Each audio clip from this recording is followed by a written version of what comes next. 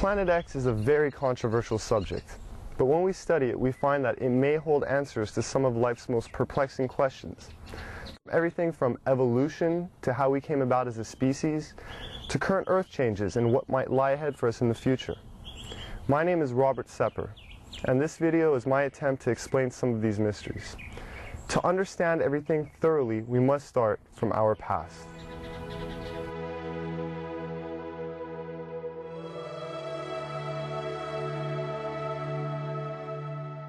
As you do research on our mitochondrial DNA, you find that it goes back into the range of 150,000 years. So if you figure that the mitochondrial DNA says 150,000 years, the upper limit, I would think, for our species as it exists would be in the 200,000 range. If we're 150 to 200,000 years old, that throws a huge, gigantic wrench into the establishment position that we evolved from creatures that were walking upright approximately 4 million years ago.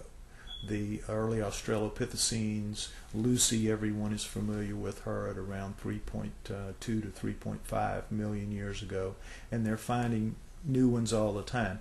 And all they say is to qualify as human is to be upright walking. If you're an upright walking pre-creature, you're called a pre-human.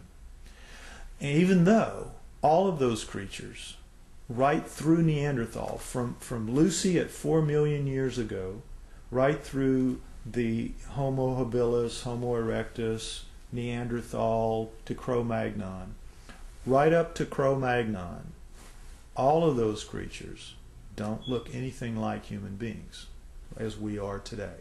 They are as different from us as primates. In fact, they look like primates. They look like upright walking primates. Up through Neanderthal, back to Lucy, and whatever's going to come before her. What could make something change so radically, literally overnight, in anthropological terms, and be anything remotely associated with Darwinism?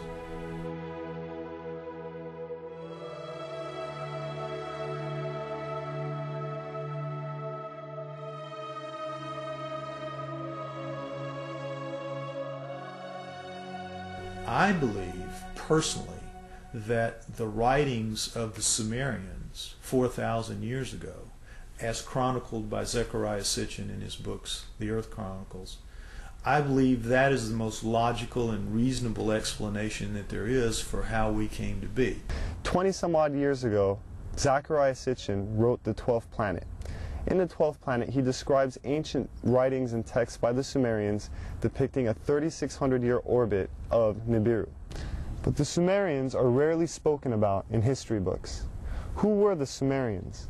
And what could an ancient civilization possibly know about how we came to be?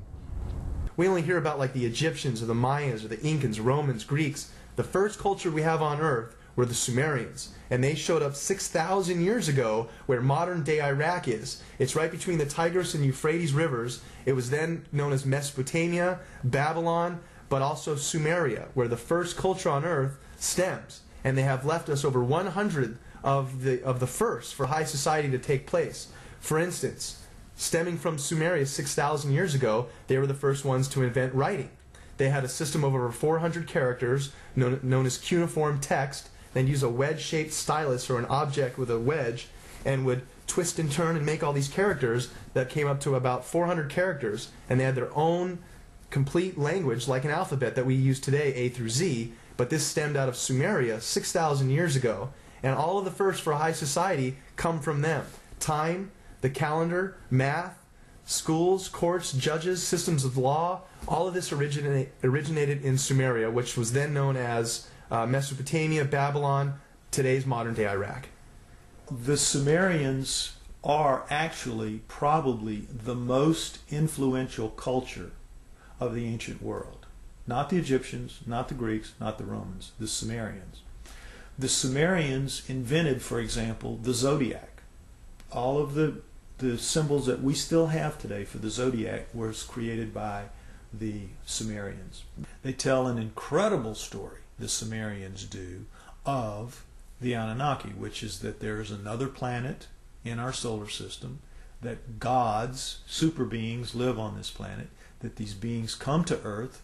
The Sumerians had a pantheon of gods, but it was living gods. They were the Sumerians worshipped living gods who lived and worked and had their lives among them. They were the Anunnaki. Among those Anunnaki, there were 12 leaders, 12 super gods, the bosses, the boss of bosses. Those 12 gods come down and are present in the Egyptian culture, in the Greek culture, and in the Roman culture. They just have different names, but they have basically the same personalities and the same functions. So it isn't that mythology begins with the Egyptians, the Greeks, and the Romans. Mythology begins with the Sumerians. Monotheism didn't kick in until the gods, the multiple gods, actually physically left. And when we look at all the stories in the Bible about how God is a feared God, and if you do what God tells you, you are given the reprisal of going to heaven, or if you do wrong, you go to hell, and it's very black and white. But the Sumerians give us a lot more context into that line of thinking and how it came about in their image and after their likeness.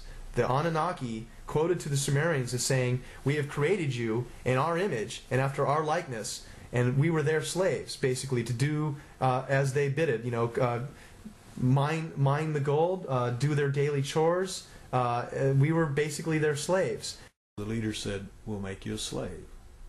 We'll make you a servant." And that's the reason, the impetus, according again to the Sumerian writings, for the creation of human beings. The story of Noah is a classic that comes right out of the Sumerian texts. The word Eden, the Anunnaki called the land where they lived the Eden. The Adam, they called the worker slave that they created the Adamu, plural. Could the Anunnaki have genetically engineered humans? It sounds incredible until we consider that we ourselves genetically engineer the fruit and vegetables we eat every day. From tomatoes to apples and oranges to cloning Dolly the sheep.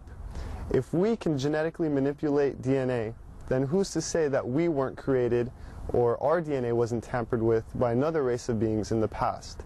Now the question is, were we? Did they? And if we were, there must be some empirical evidence, some clues left behind, besides writing in a text that points to this. If you look at the human genome, you'll see that it looks very much like a primate genome, except the second and third chromosomes are fused into one. So, what does that solve? It gives you all the chromosomal material of the primate, but it's now only taking up the space in the combining process of 46. It is 46 chromosomes with 48 chromosomes of genomic material still in there. Now, how could nature do that? How could nature fuse those two chromosomes together in any length of time? It wouldn't happen. It couldn't happen. That was done. According to Sitchin, we were created genetically by the Anunnaki as a worker to mine gold for them, to serve them. The Anunnaki in number were 50 originally when they came here, and no more than 600 at any given point in their history. In the beginning, they eventually interbred with mankind, created us, created the hybrids. Evolution did occur alongside this. We are a parallel people alongside any other beings that evolved here, and they did evolve. No one was wiped out. So evolution has its points. It has a lot of holes in it, but this sudden modern thinking man came about, in my strong belief, genetically created by an advanced civilization, not aliens, but intellectual beings just like us from somewhere else, by combining the genetic material that evolved on Earth with themselves. People out there, even if you're not a scholar, even if you're not anything, if you open your eyes a little bit to this, and you start just doing your own research, you're going to find paths there that lead you to some things that are going to awaken new ideas into you. And the next few years, I think we're going to see a watershed of information that is going to absolutely rewrite every book of history. There's evidence left over this entire planet when you start thinking, and you must believe, that we are the offspring of these people. If there was a God, the God created those people before they created